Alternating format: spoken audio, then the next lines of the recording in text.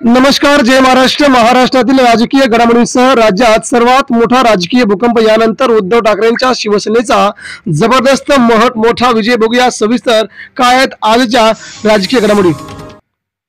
दिशाभूल करू नका, खोट्याचा नायटा कराल तर बुमरँग होईल. उद्धव ठाकरे यांचा थेट भाजपला इशारा. महाराष्ट्राच्या राजकारणामध्ये सध्या उद्धव ठाकरे आणि आदित्य ठाकरेंना टार्गेट करण्याचा प्रयत्न केला जात असताना उद्धव ठाकरे मात्र आदित्य ठाकरे यांची बाजू घेत राज्याच्या राजकारणामध्ये देवेंद्र फडणवीस यांच्यासह राणे कुटुंब यांना चांगलेच फटकारल्याची बातमी सध्या समोर आली. भाजपात तोंडघोशी पडल्याची यावरून पुन्हा एकदा चर्चा सुरू झाली. न्यायप्रविष्ट प्रकरण सभागृहात कसे मांडले, हिंमत असेल तर संजय राठोड, जयकुमार गोरे सुमयाबद्दल तोंड उघडा. उद्धव ठाकरेंच्या शिवसेनेचा थेट इशारा. महाराष्ट्रामध्ये जयकुमार गोरेंसह संजय राठोड आणि किरीट सोमय्या यांच्याबद्दल तुम्ही तोंड का उघडत नाही, असा थेट सवाल शिवसेनेचे नेते अनिल परब यांनी सभागृहात केला. यावेळी संपूर्ण सभागृहामध्ये त्यांनी घणाघात करत भाजपला उघड्यावरती पाडलं. शिंदेगड देखील उघड्यावरती पडल्याने सध्या अनिल परब यांची हवा सभागृहात सुरू होती. अवैध बांधकाम होत असताना अधिकारी काय करत होते, कल्याण डोंबिवली महापालिकेची हायकोर्टाकडून खरडपट्टी. महाराष्ट्रामध्ये शहरीकरण होत असताना सध्या सरकारच्या जमिनीवरती मोठमोठ्या बिल्डिंग बांधल्या जात आहेत. मात्र सरकार फक्त बघायची भूमिका घेते. महाराष्ट्र सरकारला आताच हायकोर्टाने झापल्याने सध्या देवेंद्र फडणवीस यांचं एकनाथ शिंदे यांच्या अडचणी मात्र वाढ झालेली पाहायला मिळते. स्टॅच्यू मॅन राम सुतार यांना महाराष्ट्र भूषण. वयाच्या 100व्या वर्षी राज्याचा सर्वोच्च सन्मान मिळाल्याबद्दल त्यांचं सगळीकडून होत आहे कौतुक.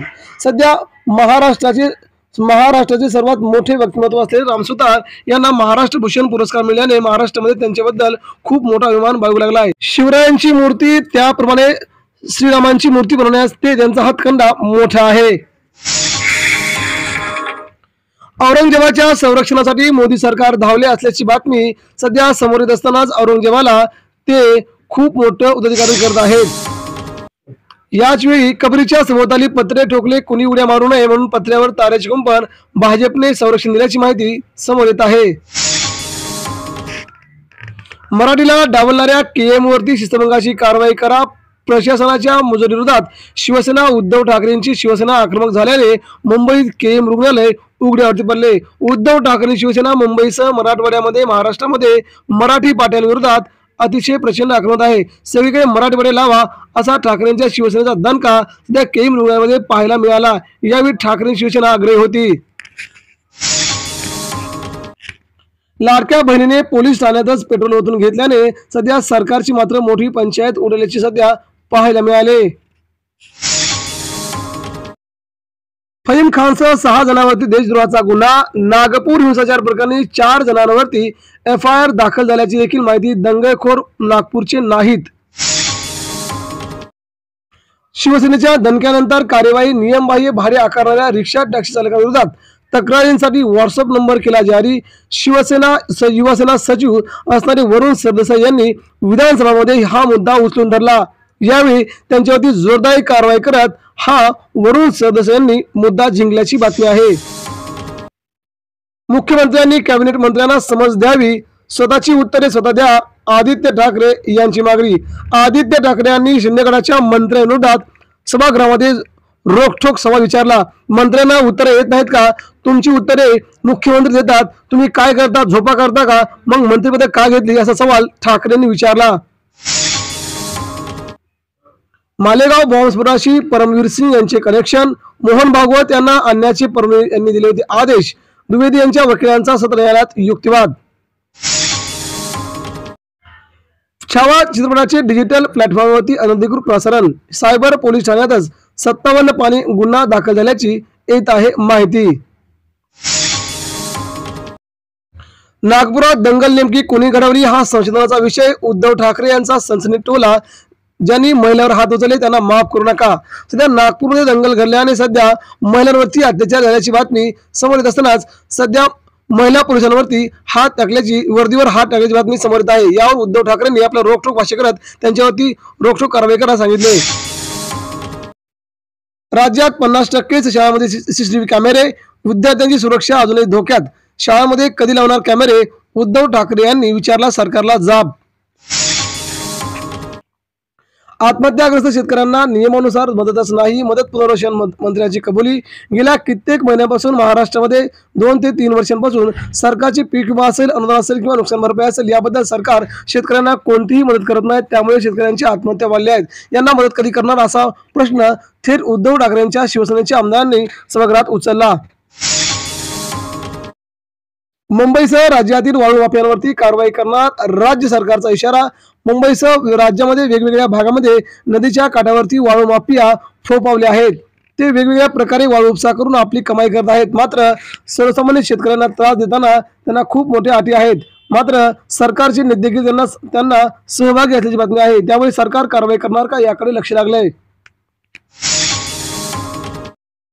ठाण्यातला अंधार हटवण्यासाठी आम्ही उजेड घेऊन आलोय। नायकांनी एकनाथ शिंदेंना पुन्हा डिवचले। नवी मुंबईसारखी स्वच्छ शहर कुठेच नाही असे म्हणत एकनाथ शिंदेंना गणेश नाईक यांनी डिवचले आहे। ठाण्यात संपूर्ण वाट लावून ठेवले असल्याचं गणेश नाईकांनी एकनाथ शिंदेवरती तोंडसूक घेतला आहे। त्यामुळे ठाण्याला नवी मुंबईसारखं मी करणार असंही त्यांनी म्हटलंय। त्यामुळे एकनाथ शिंदे यांची पंचायत झाल्याचं सध्या समोर येत आहे। युतीमध्येच एकनाथ शिंदेंना डावल्यामुळे गणेश नाईक सध्या लीडवरती असल्याचं बोललं जात आहे। कोकणातील खनिज संपत्ती अदानी अंबानीच्या घशात घालण्याचा सरकारचा डाव। काँग्रेसचे प्रदेशाध्यक्ष हर्षवर्धन सपकाळ यांनी केला अखेर थेट आरोप। 13 महिन्यांनी शंभू सीमा उघडली, शेतकऱ्यांची धरपड सुरूच। आता उत्तर प्रदेशात प्रत्येक जिल्ह्यात निघणार सरकार विरोधात मोर्चा। टी शर्ट घालून विरोधक संसदेत, गदारोळामुळे कामकाज ठप्प। सीमांकन मतदार याद्या, शेतकरी हिंदी भाषेवरून सरकारला घेरले। 8.25 लाख बहिणींनी घेतला योजनांचा लाभ, त्या बहिणी होणार अपात्र। सरकार आता राज्यातील जवळजवळ 30 लाख महिलांना या योजनेतून बाद करण्याची हालचाली सुरू केली आहे। त्यामुळे राज्यातील जवळजवळ 30 लाख आणि अजून 30 लाख 50 ते 70 लाख महिला या लाडक्या बहिणीच्या योजनेतून बाद होतील असा सध्या इशारा देण्यात आला आहे। त्यामुळे सरकारने लाडक्या बहिणीला फसवल्याची बातमी समोर येत आहे। राज्य मंडळाच्या शाळांमध्ये सीबीएसई पॅटर्न लागू, सीबीएसई पाठ्यपुस्तके मराठीत पुरवणार सरकारची माहिती।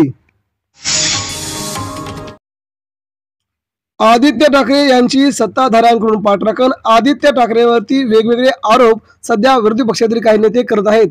मात्र शिंदेगडातील नेते भाजपचे मुनगंटीवार असतील किंवा संजय गायकवाड असतील, यांनी आता आदित्य ठाकरे यांची पाठराखण केल्याचं सध्या बोललं जात आहे। आदित्य ठाकरेंची चूक नाही त्यांनी सांगितलंय। युट्यूब पाहून स्वतःवरच केली शस्त्रक्रिया, मथुरेतील प्रकार, पोट कापल्यानंतर हात घालून पाहिले, नंतर शिवले सुद्धा, धक्कादायक प्रकार। दिशा सालियन प्रकरणावरून सत्ताधारी विरोधकात जुंपली, त्या माजी मंत्र्याला अटक करण्याची मागणी, विधिमंडळात जोरदार गदारोळ।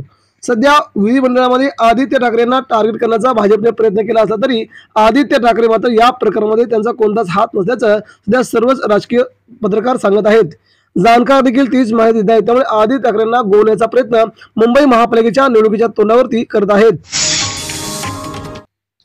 आर्थिक स्थिती सुधारल्यानंतरच लाडक्या बहिणींमध्ये 21 रुपयांची वाढ। आज अजित पवार यांनी म्हटले की 2100 रुपये आताच आम्ही महिन्यांना देणार नाहीत। 2-3 वर्षानंतर जेव्हा महाराष्ट्राची आर्थिक गती सुधारेल तेव्हा लाडक्या बहिणींच्या खात्यावरती आम्ही पैसे देऊ असं अजित पवार यांनी स्पष्ट सांगितलंय। त्यामुळे अजून 2 ते 3 वर्ष 21 रुपयांची वाढ लाडक्या बहिणीला पाहावं लागेल। त्यामुळे लाडक्या बहिणीला फसवण्याची चर्चा महाराष्ट्राच्या कानाकोपऱ्यामध्ये सुरू झाली आहे। त्याच मित्रांनो, आपल्याला काय वाटतंय राज्याच्या राजकारणामध्ये महाराष्ट्रात सध्या देवेंद्र फडणवीस विरुद्ध उद्धव ठाकरे ही लढाई पुढे कोण जिंकेल? आपल्या प्रतिक्रिया आमच्यापर्यंत पोहोचवा। धन्यवाद।